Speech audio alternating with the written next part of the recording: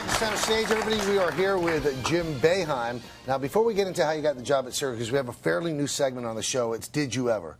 So just quick answers to Did You Ever. You ready? Did you ever steal anything in your life? No. Did you ever eat an entire pizza? Yes. All 8 slices? All 8. All right. Did you ever lie to your dad? Yes. What'd you lie to him about? I think I told him I mowed the lawn, and he looked outside and knew it wasn't mowed. So you didn't have a cover story? So I didn't have, it wasn't a good, I wasn't good at Did you ever talk your way out of a traffic ticket? Yes. Did you ever want to punch an opponent in the mouth? Yes. Yeah. Who was that? He was bigger than I was. Yeah? About 6'10". Did you ever want to punch a referee in the mouth? No. No? Did you ever want to punch a writer in the mouth?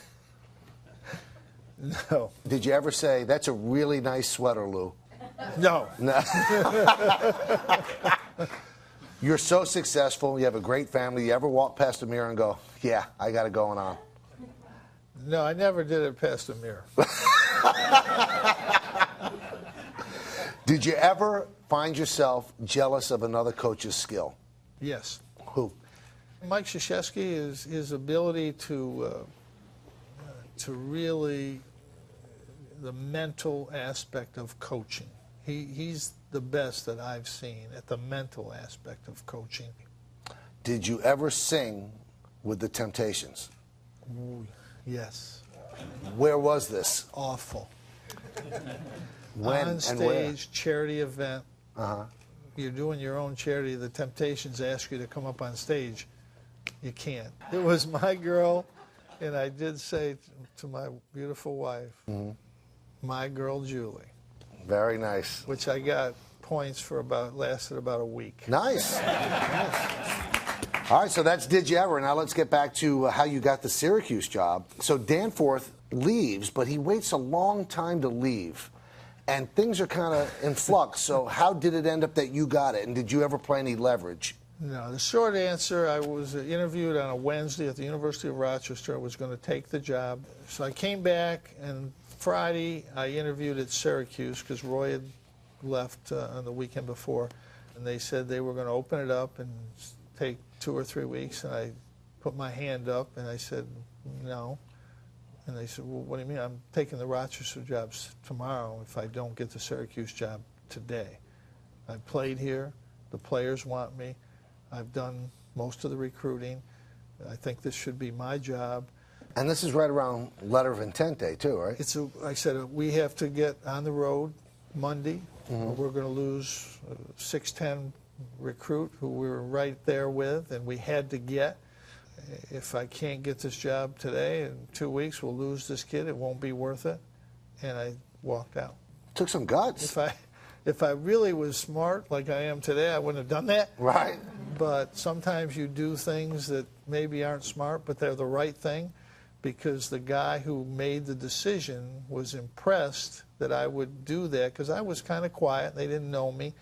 And he said, I wasn't sure, but I was sure after that, what you said in that room. And he walked down, he said, you're the head coach at Syracuse. Wow. And I said... That was like 30 minutes later, right? Probably 5. And it was really what we had to do, because we went on the road. I went out and actually the famous going to New York City to hire Rick Pitino on the day of his wedding. I did, which again is something I probably wouldn't do today.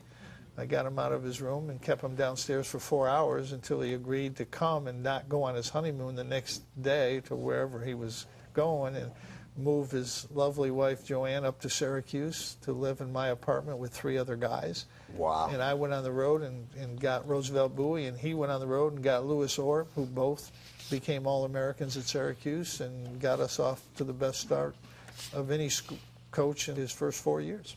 Did you know Rick? Didn't know him. I'd seen him play. So you ruined his honeymoon, you didn't even know him? No, didn't know him. Didn't know his wife. She forgave me. It took a few years. I bet. She called me on my honeymoon in Bermuda at 4 in the morning and said, this is the best I could do.